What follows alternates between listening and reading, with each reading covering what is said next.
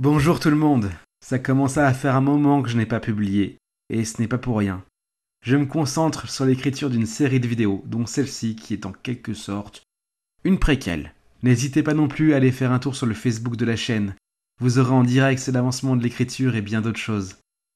Bien entendu, je continue les creepies sans rapport avec la série en cours, ainsi que les satpasta, les contes et légendes, etc. J'en profite pour faire une petite pub microscopique à mon échelle pour la chaîne secondaire de Creepy Stories. Vous pourrez retrouver le lien en description. Sur ce, place à votre étrange rendez-vous du jour. Je suis inspecteur depuis... 10 ans déjà. Et vous pouvez me croire, des choses étranges, j'en ai connu. Mais là... Il y a quelques jours, j'ai retrouvé la trace d'un type que nous cherchions. Un cambrioleur de grand talent, et Dieu sait à quel point cela me peine de l'avouer. Il nous a toujours échappé jusqu'à maintenant. Cependant, quelque chose était différent. Il avait laissé toutes ses affaires sur place. Bien sûr, j'aurais dû exulter de joie à l'idée d'attraper le criminel après lequel je cours depuis déjà 6 mois. Mais non. Plus je m'enfonçais dans cette bâtisse, plus l'air semblait lourd. Puis, ce qui était jusqu'à présent qu'une impression devint une réalité. Je m'enfonçais littéralement à chaque pas que je faisais. J'ai hurlé à m'en faire une extinction de voix. Normalement, mes collègues postés à l'extérieur auraient déjà dû venir et me sortir de là. Mais personne n'est jamais venu. Je ne sais pas combien de temps je suis resté coincé. 1 heure, un jour ou un mois. Je n'en sais rien, et à vrai dire, c'est le dernier de mes soucis maintenant. Mes collègues sont finalement arrivés et m'ont relevé. Pour eux, le diagnostic était clair, je m'étais évanoui. Ils m'ont traité de soifard et m'ont ramené jusqu'à la voiture en riant. Bande de connards. Il est vrai que depuis quelques années, mes penchants pour l'alcool ont légèrement influé sur mon travail. Mais là, putain, je le jure, je n'ai pas rêvé. Tant de choses sont floues maintenant. Je ne me rappelle avec certitude que d'une seule chose. Il y avait un homme avec moi.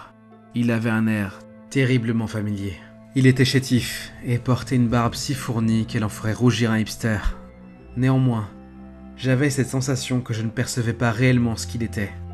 Il est apparu devant moi, drapé de ténèbres, et est reparti avec cette même noirceur. Mais avant cela, il m'a laissé un message. N'imaginez rien de transcendant. Il ne m'était destiné que pour moitié, l'autre concernait une personne, mais mon esprit refuse de se souvenir du contenu. Tout ce qui me reste des paroles de cet homme est que je devrais trouver l'objet et le conserver pour que jamais il ne soit utilisé à nouveau. Et je n'ai compris de quoi il me parlait que le lendemain, en mettant la main dans ma poche. J'ai eu la surprise d'y sortir une sorte de journal de bord. Tous mes instincts me criaient de jeter ce truc et de vite le noyer dans un mélange de whisky tiède et d'amertume mélancolique. Non, je ne pouvais pas m'y résoudre. Si tout ce que j'avais vu n'était pas le délire d'un vieil alcoolique, alors, qui sait ce que contenait ce carnet? Il pourrait peut-être m'en apprendre plus sur le mec qui m'est apparu en vision, ou peut-être sur les mystères de l'univers, ou encore les prochains chiffres gagnants du loto. Il n'en fut rien. Le carnet semblait appartenir au fameux cambrioleur. Dommage. Dire qu'il y a quelque temps, j'aurais donné un rein pour coincer cet enfoiré. Maintenant, la seule chose qui m'importe, c'est de me rappeler de ce que voulait me dire le type de ma vision. Je me suis quand même lancé dans la lecture de ce journal. Il y manquait des pages, mais le texte restait relativement compréhensible. Le tout était découpé en journées. Quelque part, l'envie d'aller directement au dernier jour et savoir ce qui l'avait poussé à quitter sa baraque en laissant tout derrière lui me démangeait de plus en plus. Mais je ne voulais rien rater de ces quelques pages qui semblaient couvrir le dernier mois de sa vie. Première entrée dans le journal. 16 septembre 1989. J'ai fait un cauchemar, et il était tout sauf normal. Je veux dire, tout le monde fait des cauchemars. Mais là, j'ai couru à travers une forêt, et elle était en flammes. Toute cette putain de forêt brûlait. Mais aussi bizarre que cela puisse paraître, ce n'est pas le feu qui m'inquiétait. Non. Je suis persuadé que quelque chose se cachait dans les ombres virevoltantes créées par les flammes. Et quoi que cela soit, je ne devais surtout pas la rencontrer. J'ai donc continué ma course effrénée. J'ai continué à courir sans m'arrêter. Et surtout, sans regarder en arrière. Mais dans ce bois de feu infini, l'ombre semblait se rapprocher inexorablement. Je pouvais presque sentir son souffle sur ma nuque. Mais mes propres cris de terreur m'ont réveillé avant qu'elle ne puisse me rattraper. Mon cœur battait à tout rompre, et même les yeux ouverts, j'éprouvais une peur viscérale, primitive. Deuxième entrée dans le journal, 19 septembre 1989.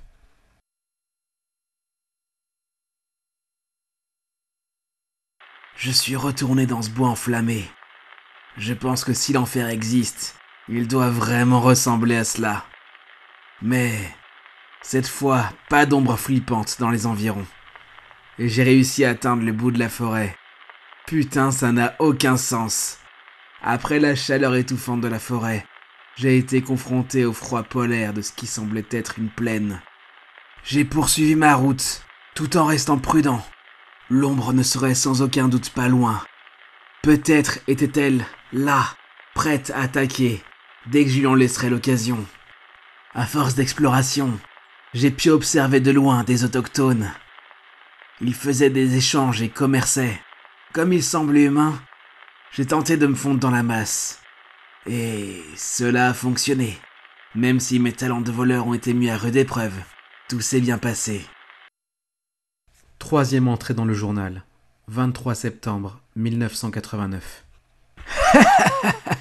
J'aurais adoré voir la tête de ces crétins de flics quand ils ont débarqué qu'ils n'ont rien trouvé. Les artefacts de ce monde sont incroyables. Si j'arrivais à en ramener même rien qu'un seul dans mon monde, je serais ultra riche.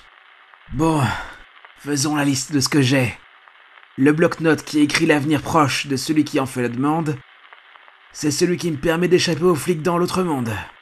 Alors, aucune chance que je m'en sépare. Le miroir des espérances, c'est ce qui me permet d'aller dans des endroits pour peu qu'il y ait un miroir sur place. Bon, il y a d'autres spécificités, mais hey, je l'ai pas volé avec la notice. La dague de l'étranger. En la vendant, je pourrais facilement acheter un continent ou deux sur Terre. Et cette chose que le prêtre ne voulait pas lâcher, je n'ai pas encore pris le temps de l'examiner. Peut-être à mon prochain passage sur ces terres. Quelques jours avant, je l'aurais pris pour un cinglé. Mais maintenant, cela ne me paraissait plus si dingue. Il manquait les entrées 4 et 5. Les pages concernées avaient été arrachées. Dommage. Mais la bonne nouvelle est qu'il ne me restait plus que 3 entrées pour savoir ce qui lui était arrivé. Sixième entrée dans le journal, 3 octobre 1989. Putain, comment ça a pu merder à ce point? Si j'y retourne cette fois, je risque d'y laisser ma peau. Mais tant que je resterai ici, il ne se passera rien. Et puis, j'ai au moins pu faire passer les blocs-notes et la boîte scellée que le prêtre ne voulait pas lâcher, ainsi que le miroir des espérances. J'ai pu amener que 3 objets dans le monde réel. Si je trouve un moyen de combattre cette chose, je pourrais prendre le reste et mener la grande vie ici. Septième entrée dans le journal, 8 octobre 1989. La boîte pousse des hurlements, son discontinués depuis 2 jours. J'ai peur, je l'ai enterrée dans le jardin. Elle semble appeler quelqu'un ou quelque chose. Putain, c'était quoi ça? Merde. C'est le taré avec ses bandages ensanglantés. Putain, mais il fait quoi avec sa main? Du feu? Il veut me cramer vivant, bordel. Faut que je retrouve le... La 7e note du journal s'arrêtait subitement ici. J'ai essayé de trier les informations avant de lire la conclusion de cette histoire. Apparemment, il avait réussi à faire venir des objets de ce monde jusqu'au nôtre. Et une chose portant des bandages le recherche activement pour cela. Bon, je connais au moins la localisation d'un des objets, la boîte, et il l'a enterrée dans le jardin. En me rendant à son domicile, quelque chose m'a interpellé. Il a parlé de cet homme aux bandages et du feu qu'il aurait fait avec sa main. Mais je n'ai vu aucune trace de brûlure sur la devanture de la bâtisse. Quelque chose clochait. Mais je devais trouver cette boîte quoi qu'il m'en coûte. J'ai creusé des heures et des heures dans le tout petit jardin que possédait la propriété. Mais rien, il n'y avait rien. L'idée que ce mec se paie ma tête commençait sérieusement à résonner en moi. Enfin, jusqu'à que de désespoir j'abandonne. J'ai planté ma pelle une ultime fois et... je l'ai enfin trouvé et déterré. Ça y est, on y est. Mais au moment où j'ai touché la boîte, la vision du type drapé de ténèbres me revint. Et sans trou cette fois. Je savais exactement ce qu'il était et quelle était sa mission. Il se faisait appeler le gardien et il devait protéger cette boîte de l'étranger. Il m'avait confié une mission, celle de retrouver la boîte maudite en priorité et, quand viendra le moment, la confier à celui qui sera chargé de défaire l'étranger. Tout paraissait évident dans mon esprit, comme si je l'avais toujours su, comme si je savais qu'il fallait absolument que je lise ce qui était arrivé à ce cambrioleur. 8e et dernière entrée, le 16 octobre 1989. Il est là, il a toujours été là. Il la cherche, il la veut et la possédera. Je suis désolé, j'ai condamné ce monde et les autres. Quand il l'aura, il ne restera rien de nous.